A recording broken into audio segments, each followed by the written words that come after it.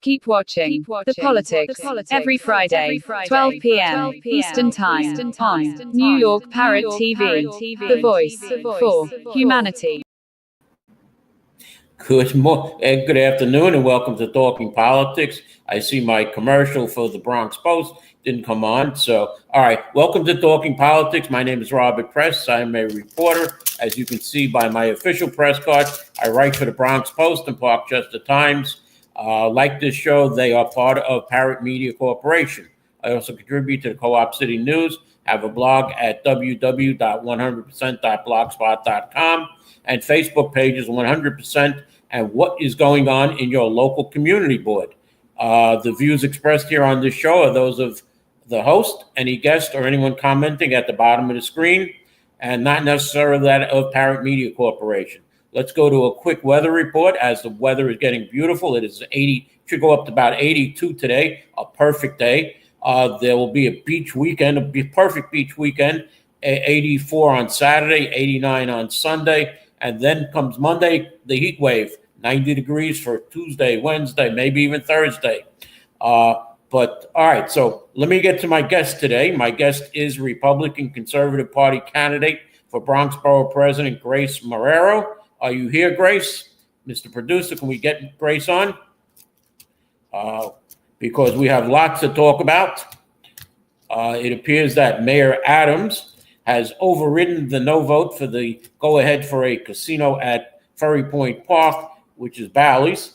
It would be a casino, a hotel, parking garages at Ferry Point, which would alienate about 20 acres of parkland that would not be able to be enjoyed at Parkland. And the speaker has announced that she is not going to call for a special session because she had to do it within 10 days. And the next stated council meeting was August 14th. So they are not going to have that. Mr. Producer, can I have my guest, please? And as we're talking right now, the first official meeting of Bally's New York Casino Community Advisory Committee is meeting. It says this session will establish the committee's leadership, outline its responsibilities, and provide an overview of its procedures, including transparency and public access. However, it says, please note, there is no public comment at this meeting, and in-person seating is limited and available on a first-come, first-served basis. So if they're going to do it on Friday at 11 a.m., I'm going to be there at the next one, and you won't see the show. Mr. Producer, do I have my guest? If not, I'll continue on a few other things. As I go into Donald Trump and Ukraine, in Ukraine's mind, their intercepted drones, which Ukrainian President Vladimir Zelensky said he wants to produce en masse with a $6 million price tag, of which which they have proven to be a cheaper and a more effective alternative to Western air defense systems. President Trump intends to meet with Russian President Vladimir Putin as early as next week, the Washington Post reports. Trump announced also that Apple will commit to spending another $100 million, and I see my guest is here, so let me just finish up about Apple. So they're coming to bringing their products here to the States. So it appears that the tariffs are working, that companies are starting to come back. Now, Grace? I can't hear you. I can't hear you. Okay. It's very low. It's hard to hear you. Can you raise your volume? Wait, say again? Can you raise your volume? No, my volume's up. I can hear you very well. Can you? Well, I can't. When you were talking, it's very low. You can't hardly hear. So it's on your end. So you're going to have to I have to go like this so I could hear. Okay. Grace, let me ask you about Bally's. Any opinion on what's happening with Bally's, with the override of the veto? As far as Bally's, yeah, that's a slap in the face to our community. It's a slap in the face to Christy Marmorato, who was able to get it declined to vote no on it, and now all of a sudden Eric Adams decides he wants to get involved. I don't know what he's thinking. If he thinks it's going to help him get elected, he's out of his mind. It's a farce right now, and this is the problem we have with the elected officials. We have the illusion of choice. We have things in place, and I've said this before. I've told you this before. When people start learning the rules and start playing the rules, the people that are in charge right now, they start changing the rules. So the fact that Adrienne Adams is refusing to bring it up in a special session says a lot. That says it all. I don't know what Adams offered her to not do that, but it's a slap in the face to the community, and we need to continue to fight this Bally's. Instead of a Bally's, why not have something? Have a family center. Why does it have to be a casino? Let's do a family center. Let's do something that's going to be a benefit to the community and not going to trash and bring more crime and property values down to our community. It's disgusting, and we need to keep fighting this. And definitely elect Curtis Lewa as mayor. Okay, now Grace, tell us exactly though why you're running. About why I'm running platforms. Yes. Okay, well, thank you for giving me the opportunity to share why I want to become the Bronx Borough president. For me, this is not just a position. It's a calling rooted in a deep love for our community, a passion for progress, and a vision for the future of the Bronx. I grew up right here, shaped by the energy, culture, and resilience that define the Bronx. I have seen both our challenges and our triumphs, and I know firsthand the untapped potential that exists on every block, in every household, and in every young person striving for a better tomorrow. My desire to serve as Bronx Borough president comes from a commitment to turn that potential into real opportunity. I want to create pathways to affordable housing that actually work for Bronx families, to ensure that no one is priced out of the neighborhoods they've helped build up. I'm committed to supporting local businesses as engines of job creation and to bringing in new investments that spur economic development while protecting the character of our borough. The Bronx is on the cusp of change. We need new leadership and a new direction. Leadership that listens, leadership that unites, and leadership that delivers. My experience as a community leader, advocate, and devoted Bronxite has prepared me to meet this moment. With your support and your viewers and everyone in the community and the whole Bronx, I will fight every day to amplify your voices, to champion your dreams, and to ensure that our borough remains a place of opportunity, hope, and belonging. I am asking for your trust, your partnership, and your vote. Together, we will build a Bronx that honors its past, confronts its challenges, and embraces a bold, united future. Thank you for giving me the opportunity to serve and for believing in the limitless potential of our borough. And should Zohan, well, I'm not even going to go about to him. Zohan Mandami. Say again? Zohan Mandami. You're so hard to hear. Zohan Mandami. Well, we cannot let him win. Everybody's afraid of the big bad wolf. Everybody gets all bent out of shape. Listen, I've been supporting Curtis from day one, with everybody saying he's got to drop out of the race, and I was like, that's nonsense. That is the psychological operations that they're doing. They're trying to convince people that Adams is the savior. Meanwhile, Adams just, again, stabbed the community in the back with him vetoing the veto for Bally's. Everything that Adams is doing is against the community. Cuomo is another one. He's a pedophile. He's a sexual predator and a murderer. And Mandami is a socialist, communist that would look to bring in Sharia law and all this other stuff. So people need to really get on board with Curtis. Forget Adams. They're all for all the Democratic candidates are for Bally's. They're for City of Yes. They're for the Jacoby debacle. Therefore, anything that is against the community, therefore, they shouldn't even be considered to run. Okay, And Grace, tell us about your experience in life, what you've done as far as, being, say, a parent, leader, or whatever else. my experience in life, Yes. well, it's been a long journey. I first I give thanks to the Lord my God, my Savior Jesus Christ, because along the way, when I started back in 2005 as a parent leader, I would go through some things that I learned a lot because of the principles and how I learned a lot how things work. When it's basically pretty much how politics works. I learned a lot. I got a lot of flack. I got a lot of resistance because I am transparent. I believe in transparency and the truth, whether it's good, the bad, or the ugly. People want to know. People want the truth. Okay, that's bottom line. That's human nature. We want to know. We don't want to be coddled. We don't want to be lied to. I hate two things. I hate is a liar and a thief.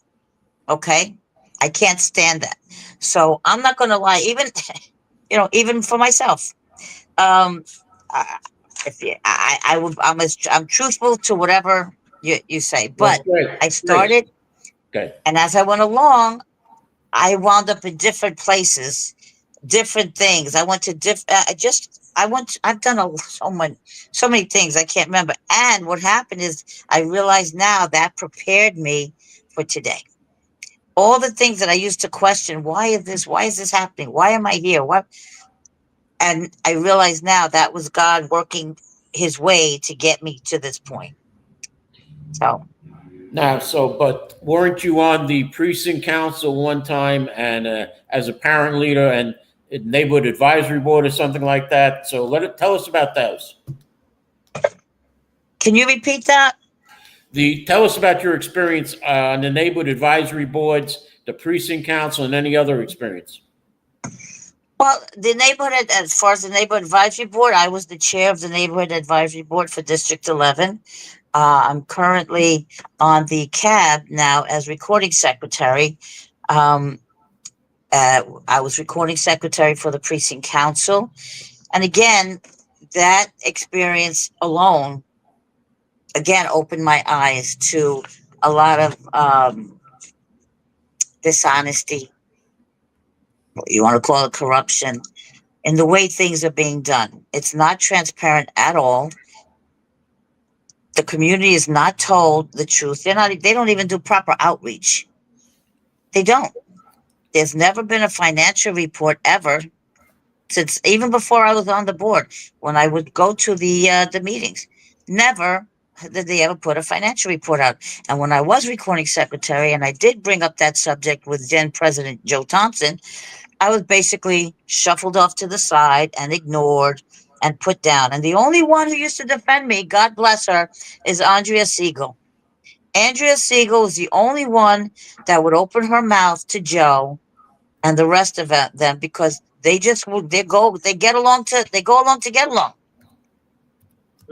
I wanted transparency. I'm like, why don't we have a financial report? If we have, then there was other things, but just even you remember the Citizen of the Month award? That was my idea. I put that up there. They were resistant to it.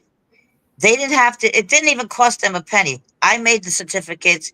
All they had to do was get printed out. They couldn't even They couldn't even go buy a $5 frame to put it in. They put in that stupid paper holder. But the minute I was off the council, they shut that down.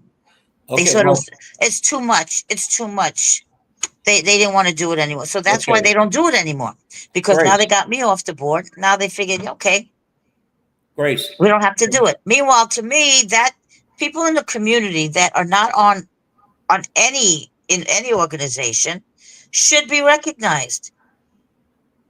It should be Grace. recognized. So And I think that's also a way to engage the community, to get them to come and participate. The idea of the precinct council is to engage the community. That's the mission.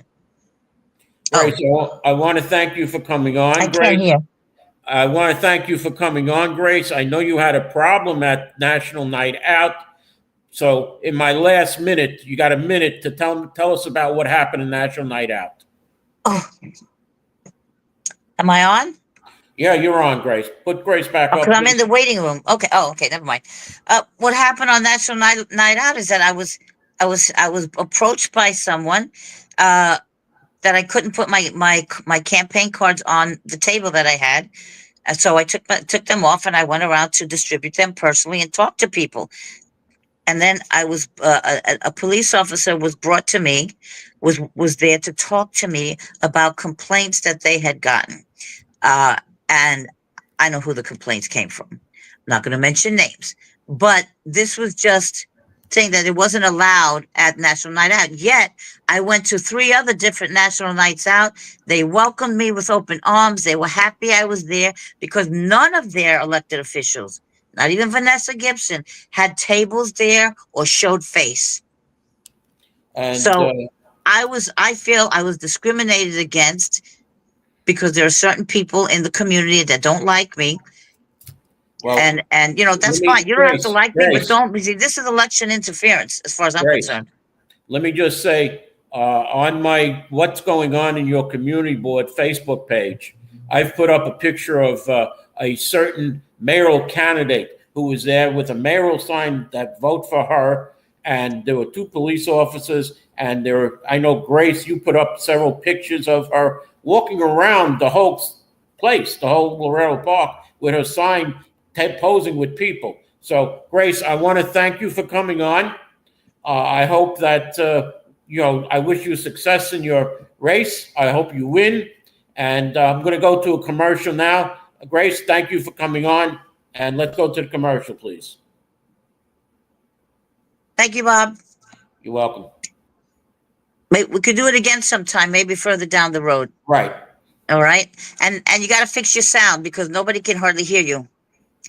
Mr. Producer, fix your sound.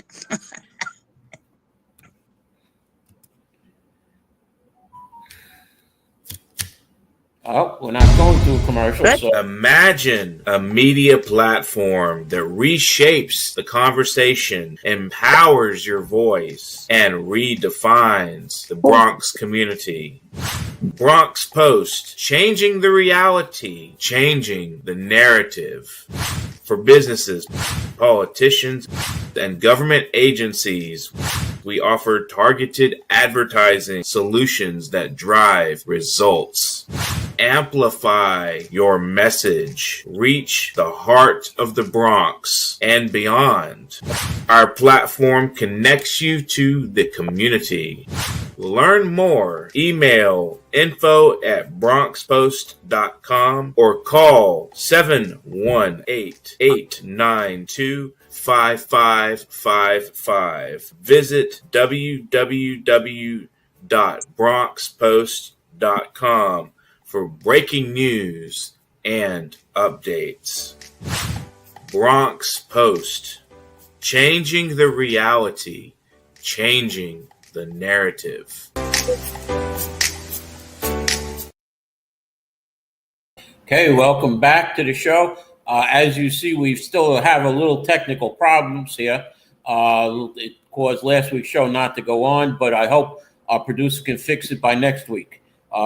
Now, getting back to the news, Israeli Prime Minister Benjamin Netanyahu said Israel will take control, and they are going into the Gaza Strip. It is a risky gamble that Netanyahu said Israel does not want to take control of Gaza, just get the hostages back and get rid of Hamas. Donald Trump is very interested in the mayoral race here also, said Republican billionaire John Cassimatidis, who is friendly with both Cuomo and Adams and Donald Trump. He said he dined recently with Trump. He's a New York guy. He grew up here in New York. Cassimatidis told Playbook he loves New York. He wants to make sure there's a proper accounting in New York, that the quality of life in New York goes on, and that we don't lose any population if a certain candidate is elected mayor. He's hasn't committed to a role in the race, though he and Catsimatidis said he wants to hold off for now. Catsimatidis said, I asked him to put off any decision until September. And the Times reported that there was a closed-door meeting with Congressman Lawler last month in the White House. They also said that the Times also said that there was a phone conversation with Trump and Cuomo, which both deny. And the last words from Catsimatidis is, when the president runs the country, and what is said to him at the dinner party is, we saved America, we saved the free world, and now it's time to save New York, Catsimatidis said, and he pretty much agrees with Donald Trump. There was a shooting on Wednesday at Fort Stewart. A sergeant by the name of Cornelius Radford used a personal handgun and not a military firearm, and he opened fire but officials won't speculate about a motive. He injured 5 soldiers, which are in stable condition and expected to recover, Brigadier General John Lupus said. The soldiers who tackled Radford helped ensure his arrest, and these soldiers, without a doubt, prevented further casualties or wounded soldiers.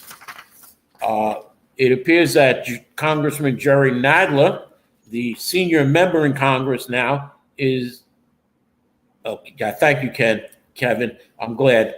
Is going to be facing a primary next year.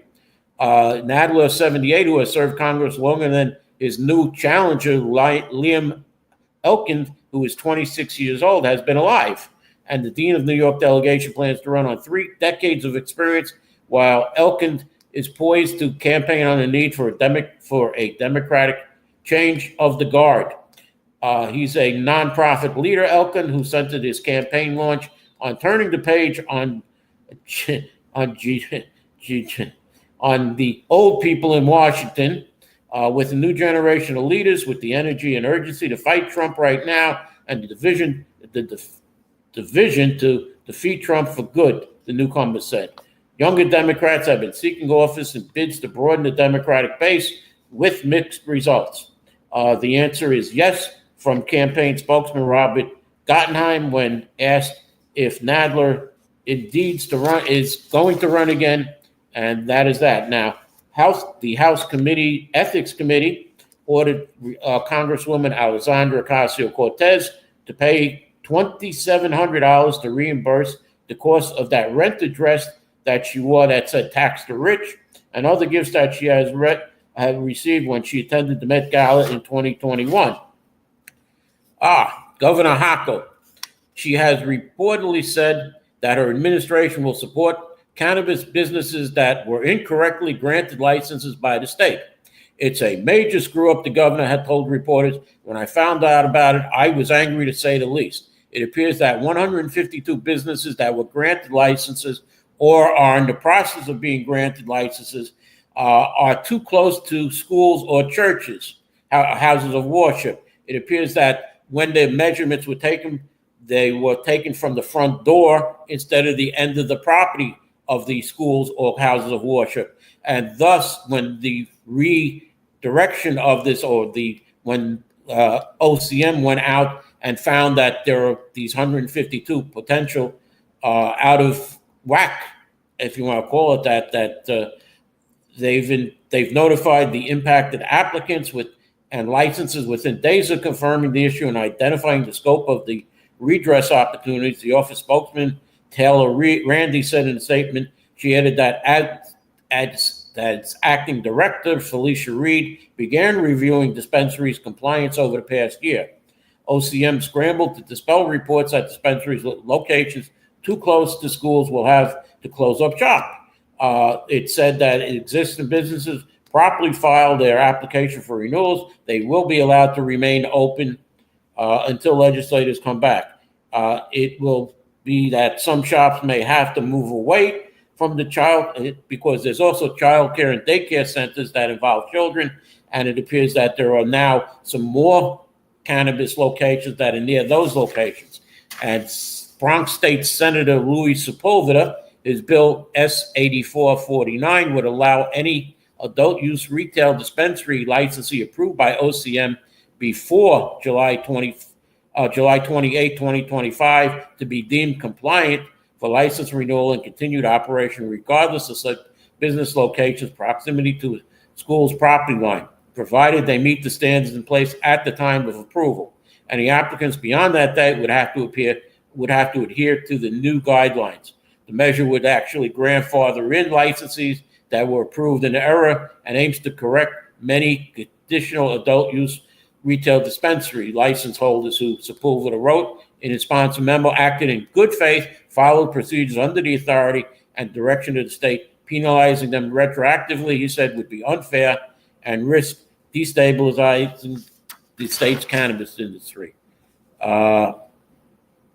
Let's go to if you would keep Police Commissioner Jessica Tishanot and mayoral frontrunner Zohan Madani would not comment in keeping NYPD Commissioner Jessica Tish if he is elected. He's praised her on her crime record. The Democratic Socialists refused to say, though, if he'd retained the popular top cop and defended his previous silence on slaying cops at National Night Out, an annual police community bond building event on Tuesday evening. I'm appreciative of the work that she's done, and I still think it's too early for me to make commitments as I run for the general election, he said at the event. His statement came as New York NYPD statistics revealed shootings so far this year have plunged to the lowest level under Tish's leadership. And I'm not going to go into the numbers. The Democratic primary winner defended himself against Mayor Eric Adams' criticism that he's only attended cop funerals while making a run for City Hall and has otherwise blown off NYPD burials during his years as a state lawmaker. As a state legislator, my focus has been on the tragedies and the triumphs of my district that I've represented, of historian Long Island City. Mandami told reporters, not directly acknowledging the no-shows. And he also has one of the worst records in the state assembly. He's missed over 1/3 of the meetings. Again, he's running for mayor, so that's probably why. Let's go on to the Rikers stats.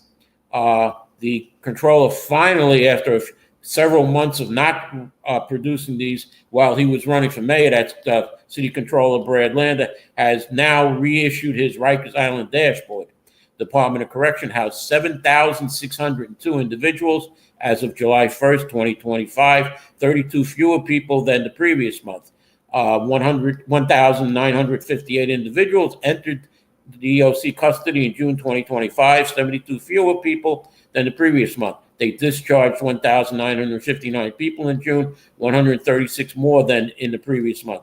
The average length of stay and DOC custody was 101 days in June, an increase of 27 days from the previous month. They failed to produce 88 of the 7,345 individuals in custody for scheduled court appearances in May 2025, two more than the previous year. 3 of those individuals delivered to court did not have a recorded time of arrival, 3 more people than the previous month. Now, as far as the staff goes, the correction officers to incarcerated people, person ratio is 0.75 as of June 2025, no change from the previous month. 5% of the staff was out sick in May 2025, no change. 4% of the staff was on medical restricted leave. Now, as far as incidents of violence in Rikers, 69 assaults on staff, 32 fewer than the previous month, 34 slashing and stabbings, 8 more than the previous month, 656 fights, 15 more than the previous month, 1,705 incidents involving the use of force incurred in the FY25 third quarter, 164 fewer, and 7 people died on Rikers in 2025. Now, my question is, the new borough jails still cannot accommodate the 7,602 individuals as of July 1st because they are only building about 4,500 beds.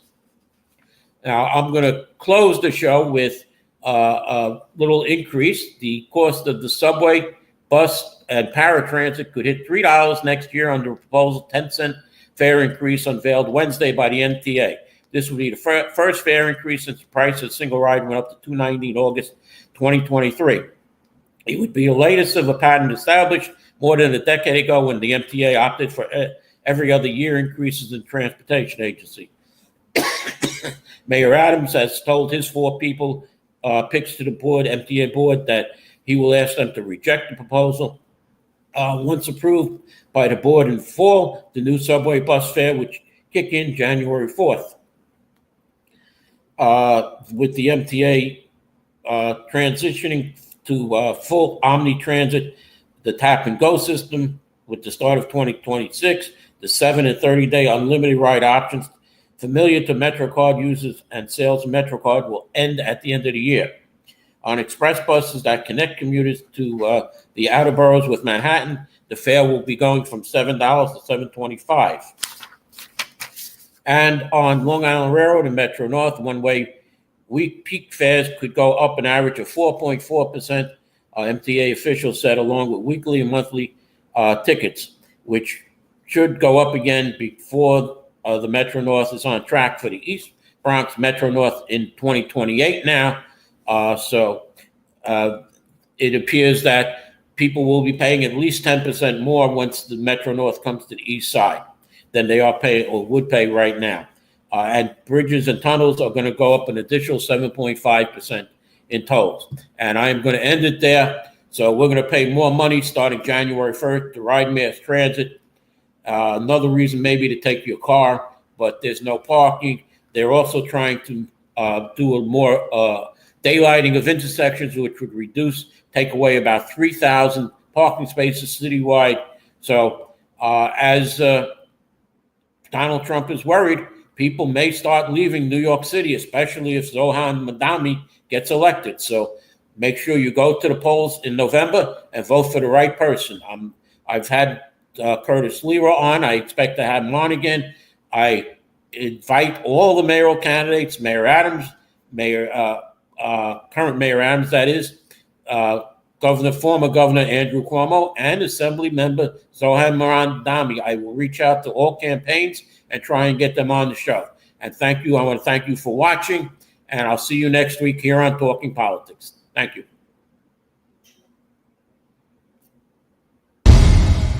Imagine a media platform that reshapes the conversation, empowers your voice, and redefines the Bronx community. Bronx Post, changing the reality, changing the narrative. For businesses, politicians, and government agencies, we offer targeted advertising solutions that drive results. Amplify your message. Reach the heart of the Bronx and beyond. Our platform connects you to the community. Learn more. Email info@bronxpost.com or call 718-892-5555. Visit www. In a world where the quality of information available to poorer communities is doctored, tainted, and sometimes regressive, where the words fake news have come to mean other people's opinions, it is vital to rely on news platform with journalists who have feet on the ground and can report the truth. New York Parrot, a New York-based national and global news outlet, is changing the narratives of media operations. We focus on the news that matters, like self-empowerment, entrepreneurship, finances, health, security, politics, and more. We strive to curb violence, racial and economic discrimination, and to promote peace and socio-economic development of multiculturally diverse world. As we give voice to the people, we also give your business a voice and make it heard. Get your products and services off the ground by advertising on our fast-growing platform. With so much of daily visits to New York Parrot, you can't afford to be invisible to prospective clients on the websites they trust the most. Our posts reach millions of people across the New York State and around the world. Advertising on our news site will unlock an audience of thousands of potential customers on your doorstep. New York Parrot is born to prosperously speak tomorrow for the voiceless.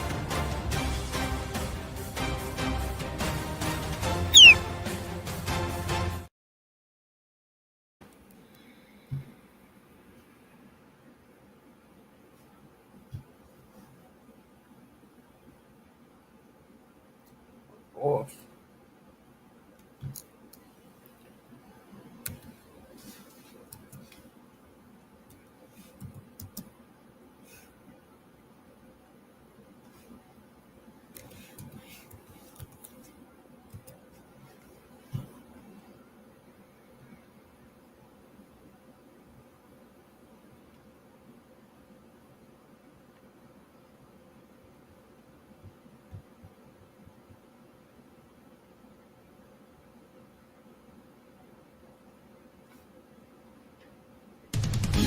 Hi, I am Dustin Pickering from Parrot Literary Corner. You know me.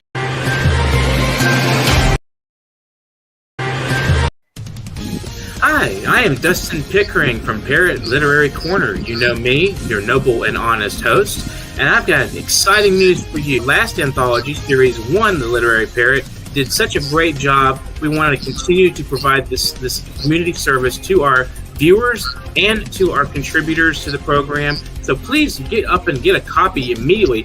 You know, if you're in this book, you want to get a copy. If you're not in the book, you want to get a copy and see what we're doing. You want to be excited with us. We want you on this program, and we hope to see you sometime soon on The Literary Parrot. You have to get your hands on this copy. It's amazing. It's an absolutely beautiful anthology meant just for you.